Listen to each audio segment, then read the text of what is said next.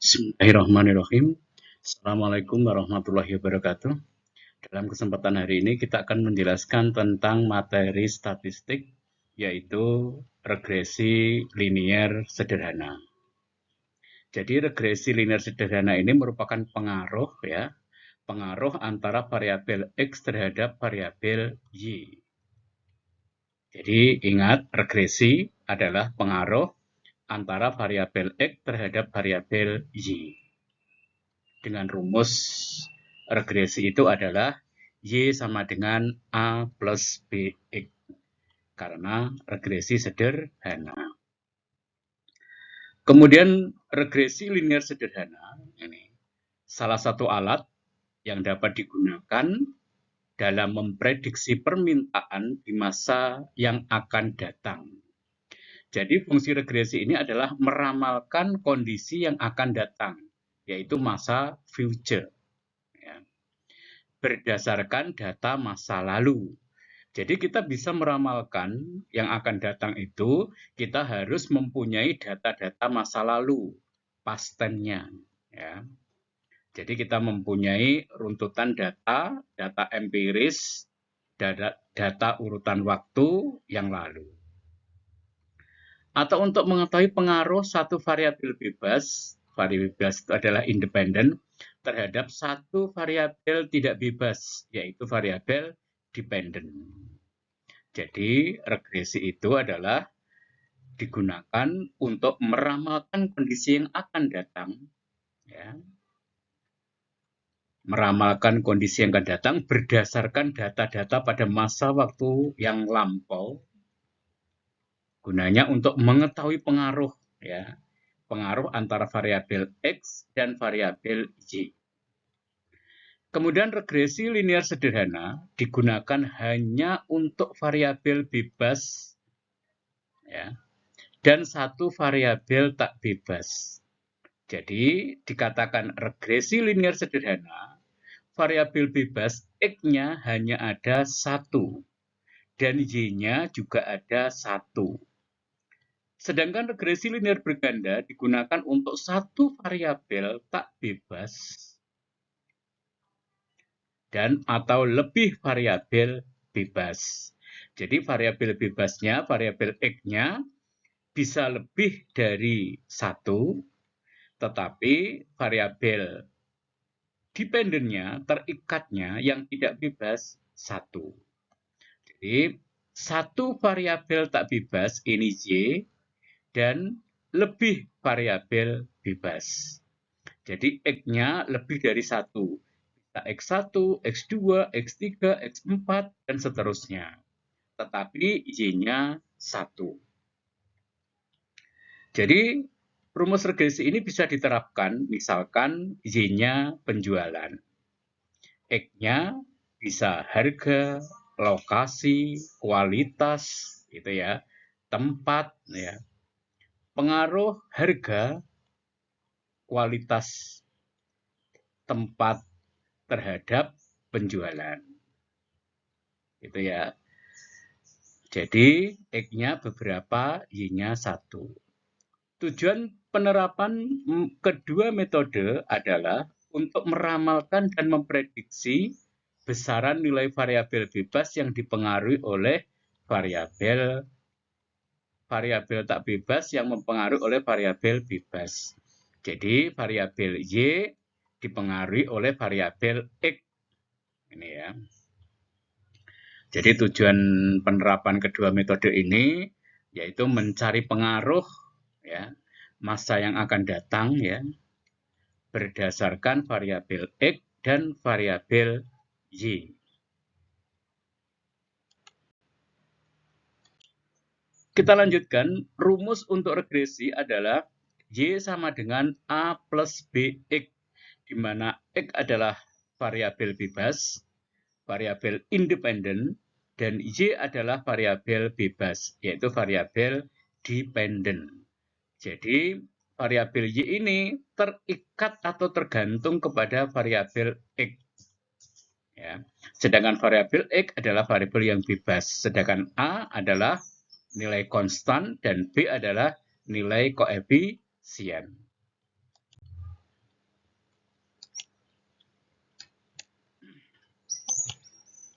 Jadi di sini rumus daripada regresi itu adalah Y sama dengan A plus BX. Di mana di sini ya X mempengaruhi Y. Ini. Analisis regresi digunakan untuk mengetahui bagaimana variabel dependen atau kriterium dapat diprediksikan melalui variabel independen atau prediktor secara individu atau parsial melalui secara bersama-sama atau simultan. Jadi kalau secara parsial itu sendiri-sendiri antara X dengan Y gitu ya.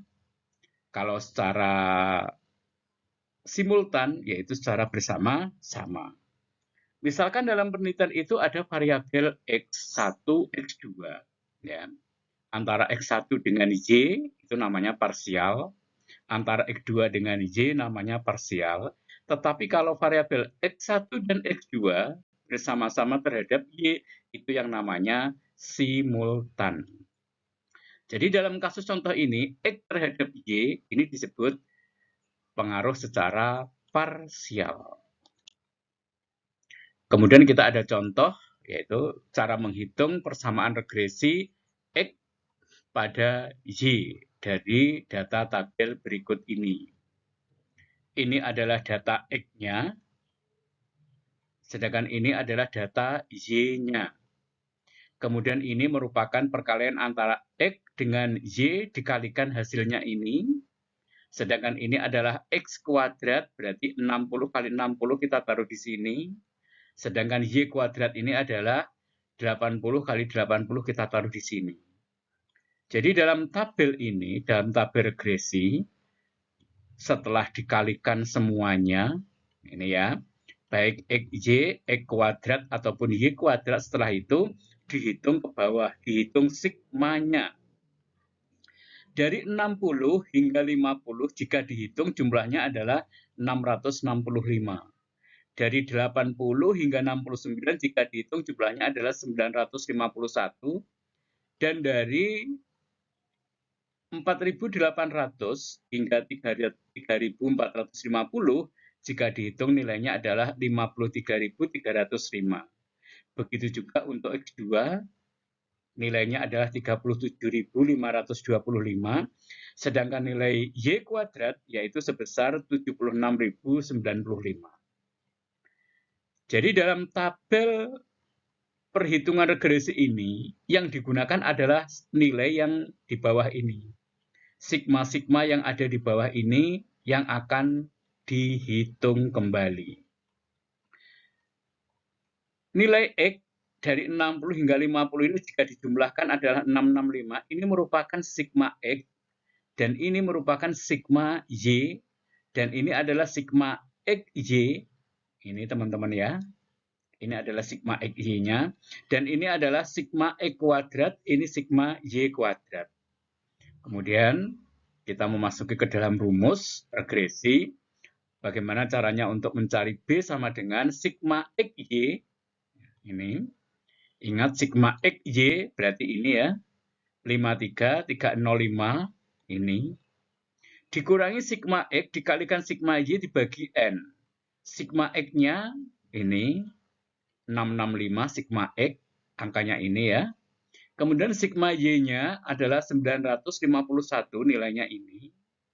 Dikalikan, sedangkan N adalah jumlah dari data dari 60 hingga 50, ini ya.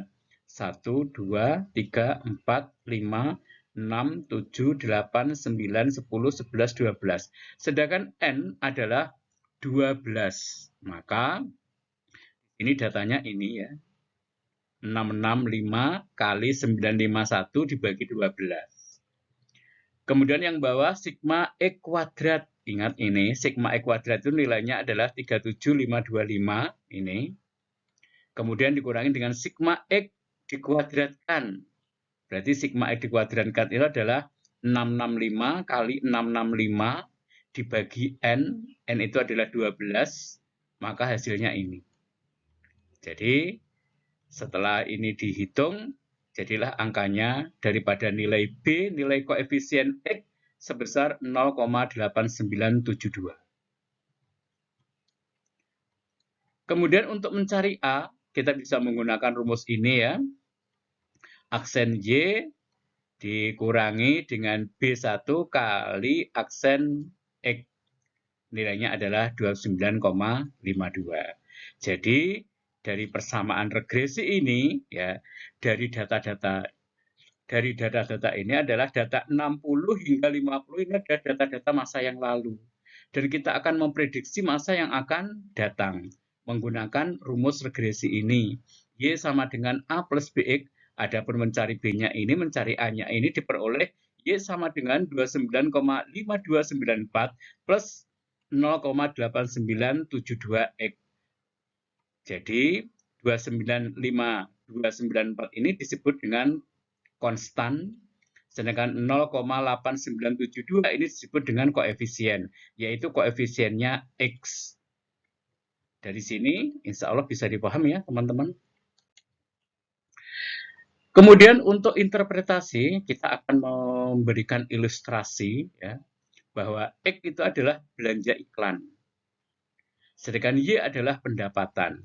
Jadi pendapatan ini tergantung kepada perubahan belanja iklan. Jika belanja iklan tinggi, maka diharapkan pendapatan juga tinggi. Jika pendapatan iklan rendah, maka diharapkan pendapatan juga rendah. Makanya dari sini, X adalah belanja iklan, sedangkan Y adalah pendapatan. Jadi Y sama dengan A plus BX adalah A-nya 29,5294 dan B-nya 0,8972X. Ini ya. Jadi rumus ini kalau kita aplikasikan, Y adalah pendapatan. Pendapatan sama dengan 29,5294 plus 0,8972X, sedangkan X adalah belanja iklan. Jadi interpretasinya di sini, A besarnya nilai Y ketika X sama dengan 0. Jadi besarnya nilai A ini yaitu nilai Y ketika X sama dengan 0. Mungkin bisa dilihat di persamaan Y sama dengan A plus BX ya teman-teman. Y ya sama dengan A plus B 0. X-nya kita ganti 0. Jadi jika X 0 maka 0 kali B ya, maka nilai Y akan sama dengan nilai A. Atau A besarnya nilai Y.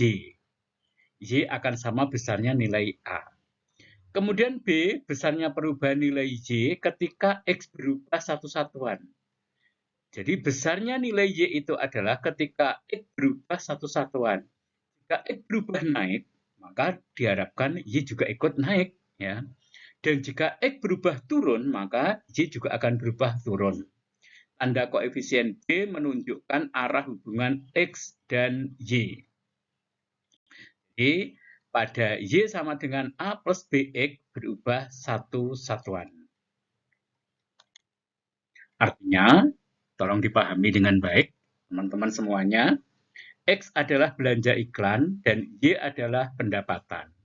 Pada kasus ilustrasi ini adalah Y sama dengan A plus BX, di mana A adalah 29,5294.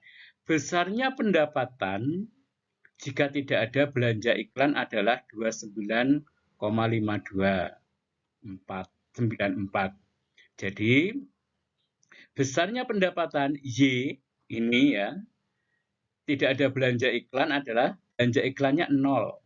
0 kali B maka akan 0, maka sama dengan A. Jadi besarnya pendapatan sama dengan 29,5294. Ini ya teman-teman, jika X-nya adalah 0, maka besarnya Y adalah nilai A.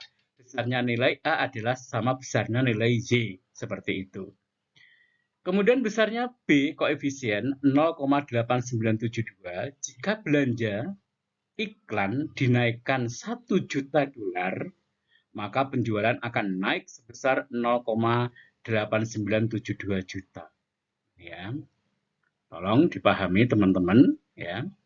Jika nilai B adalah 0,8972, Maka jika belanja iklan itu adalah X ya. Jika X dinaikkan 1 juta, ya, 1 juta dolar, maka penjualan akan naik sebesar 0,8972 juta. Karena B ini adalah koefisien X, jadi kenaikan X1 itu akan berdampak sebesar 0,8972 juta. Demikian teman-teman yang bisa kami jelaskan untuk regresi linier sederhana di mana X-nya adalah 1. Ini ya. Terima kasih teman-teman. Sebelum diakhiri, saya ada pesan yang harus saya sampaikan. Ini ya. Jika kalian tidak pernah mengerjakan, ini ya, apapun itu ya, jika kalian tidak pernah mengerjakan, maka kalian tidak pernah akan tahu. Ini. Jadi, artinya di sini, kalau kalian ingin tahu, maka kalian harus mencoba untuk mengerjakan. Kalau kalian tidak pernah mencoba untuk mengerjakan, selamanya Anda tidak akan pernah tahu apapun itu. Dan pesan saya yang kedua, jika kalian tidak percaya pada diri sendiri, ya, Anda saja tidak percaya, apalagi minta orang lain untuk percaya kepada Anda. Mana mungkin? Ini ya. Jika kalian tidak percaya pada diri sendiri, siapa yang akan percaya pada diri kamu? Ini ya, mudah-mudahan dalam kesempatan ini, kata-kata yang bijak ini bisa mengevaluasi diri kalian. Kalian itu harus percaya pada diri sendiri. Kalau kalian tidak percaya, siapa yang akan percaya pada kalian? Ini. Untuk menimbulkan percaya, maka kalian harus belajar. Gitu ya. Maka jangan pernah kamu tidak mengerjakan sesuatu. Jika kalian ingin bisa untuk materi regresi linear, maka Anda harus mencoba. Ya. Silahkan dicoba soal-soal itu, dihitung kembali, ya. Maka Anda akan tahu. Terima kasih, semangat selalu. Semoga selalu sukses untuk Anda, kalian semuanya ya. Terima kasih. Assalamualaikum warahmatullahi wabarakatuh.